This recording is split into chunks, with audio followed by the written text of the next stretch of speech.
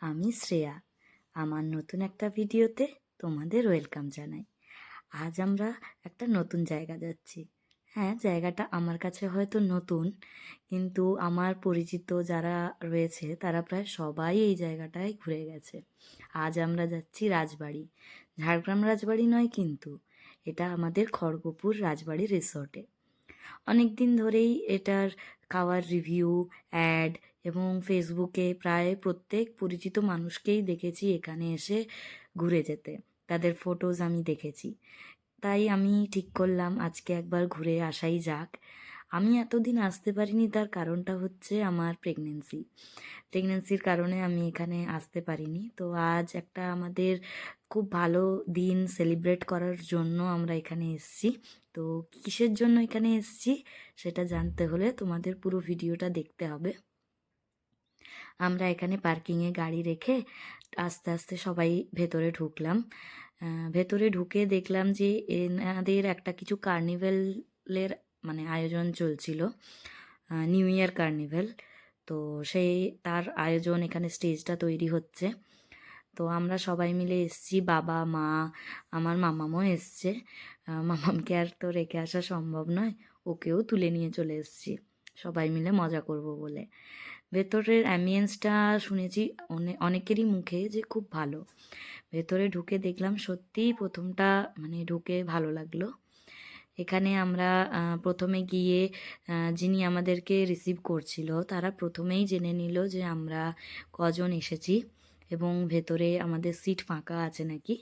তো ভেতরে আজকে ফাঁকাই ছিল, শীতের রাত তো, দুদিন পরেই নিউ ইয়ার, তো সেরকম ভিড় এখনও অবধি এখানে নেই, ফাঁকাই ছিল।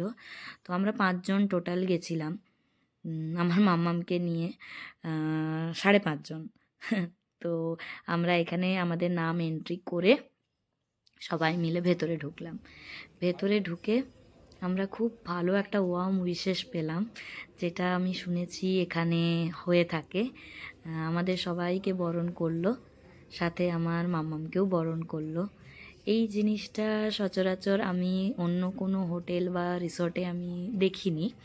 এখানে এই জিনিসটা আমাদের খুব ভালো লাগলো, যে প্রথমে প্রত্যেককে আমাদেরকে এইভাবে চন্দনের টিপ দিয়ে, প্রদীপ দিয়ে আমাদেরকে বরণ করে নিচ্ছিল। বেশ ইউনিক আইডিয়াটা, আমার তো খুব ভালো লেগেছে। তো এখানে বরণের পালা সেরে আমরা আস্তে আস্তে ভেতরে গেলাম। ভেতরটা সত্যি কথা বলতে আমি এতদিন ফোনে বা ভিডিওতেই দেখেছি, আজকে সামনাসামনি নিজের চোখে দেখে সত্যিই খুব ভালো লাগলো।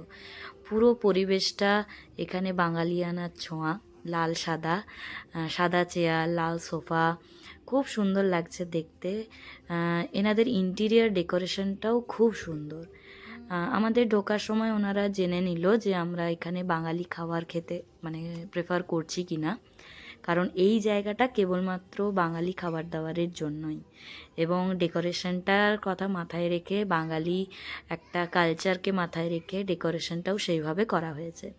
তো আমরা সবাই আজকে বাঙালি খাবার খেতেই এসেছি।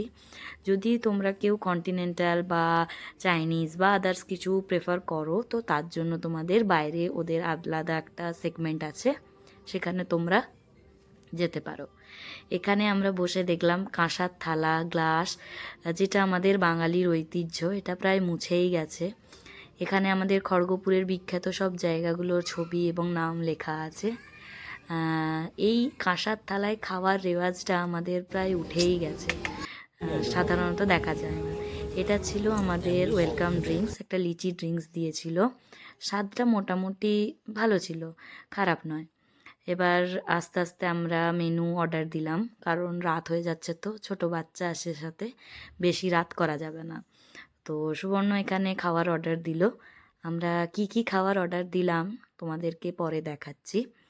তো খাবারগুলো ওরা, ওখানে যিনি দাদা দাঁড়িয়ে আছেন উনি আমাদেরকে সাজেস্ট করছিল যে এখানে কোন খাবারগুলো ভালো। তারপর দেখলাম হাত ধোয়ার জন্য এই দিদিভাই জল এনেছে।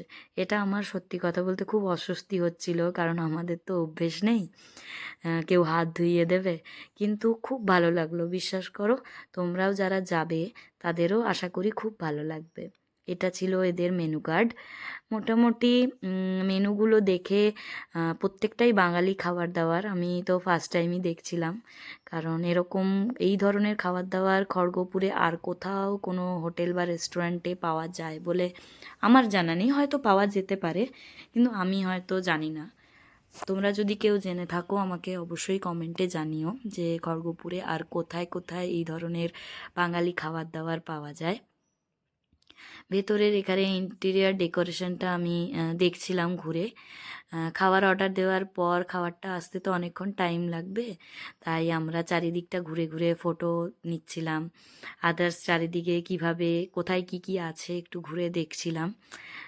এখানে মাম্মা মামার কোলে আছে, তো খুব ভালো লাগছিল জায়গাটা। জায়গাটা তো আমার ভালো লেগেছে, কিন্তু খাওয়ার টেস্ট কীরকম, খাওয়ার কীরকম সেটা আমরা টেস্ট করে তোমাদেরকে সবাইকে জানাচ্ছি।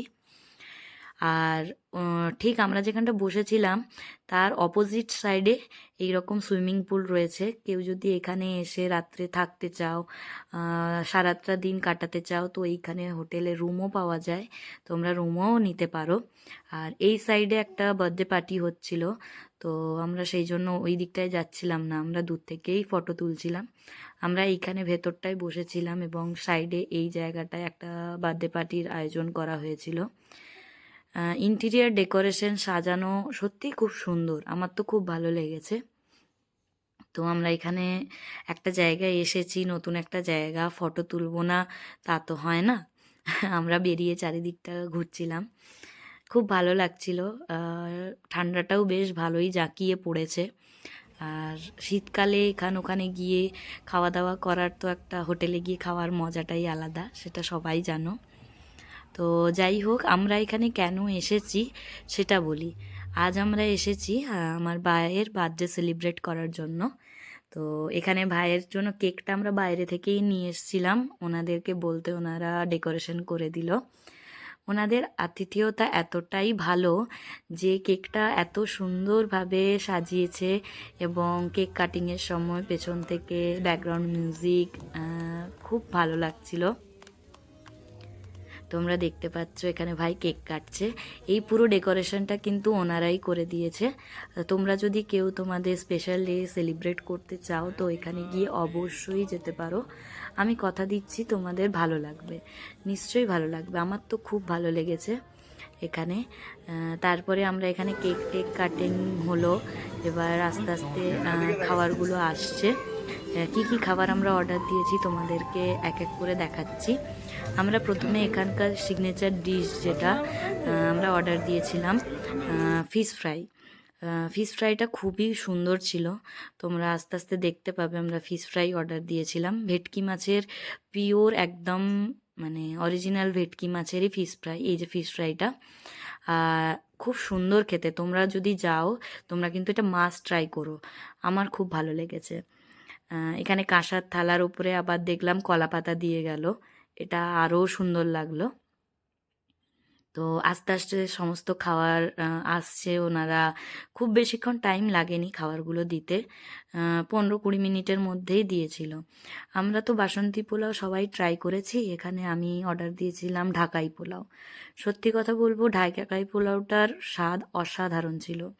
একটা গন্ধরাজ লেবুর ফ্রেগরেন্স ছিল, যেটা আমাদের খুব ভালো লাগলো। আর অর্ডার দিয়েছিলাম চিকেন ডাক বাংলো আর চিকেন কষা, আর এখানে সুবর্ণ অর্ডার দিয়েছিল নান। তো একে একে আমরা খাবারগুলো খেলাম, খাবারের টেস্ট সত্যি অসাধারণ ছিল।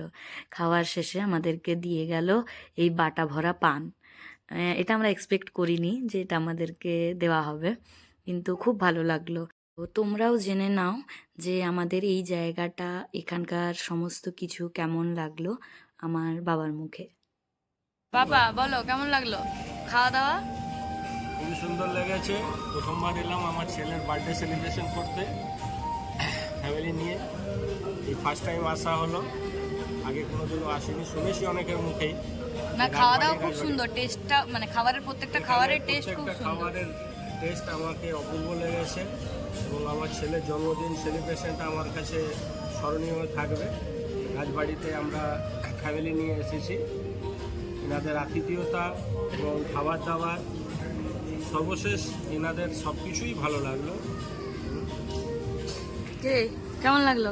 অসাধারণ অসাধারণ টেস্ট খাবার, বিহেভিয়ার খুব ভালো, ঠিক আছে, খাবারের রেকমেন্ডেশনও খুব ভালো, সব মিলে দারুণ একটা ফ্লেভার। আবার আসবো আমার জন্মদিনে। কেমন লাগলো? খুব সুন্দর, জাস্ট ওয়াও। লুকিং লাইক আ ওয়াও। এবারে বার্থডে বয় আপনি কিছু বলুন, তোমার জন্মদিন সেলিব্রেশন হলো, কেমন লাগলো বলো। লজ্জা লজ্জা। বল বল বল বল। ভাই এখানে লজ্জা পেয়ে গেছিল। তো আমাদের এই জায়গাটা সত্যি খুবই ভালো লাগলো, তোমাদেরকেও বলবো যারা আসোনি এখনও তারা একবার ভিজিট করে যেও। তো ভিডিওটা এখানেই শেষ করলাম, দেখা হবে নেক্সট নতুন কোনো একটা ভিডিওতে। ততক্ষণ সবাই ভালো থেকো, সুস্থ থেকো, আর ভিডিওটা কেমন লাগলো আমাকে অবশ্যই জানিও। ততক্ষণের জন্য সবাইকে টাটা, বাই।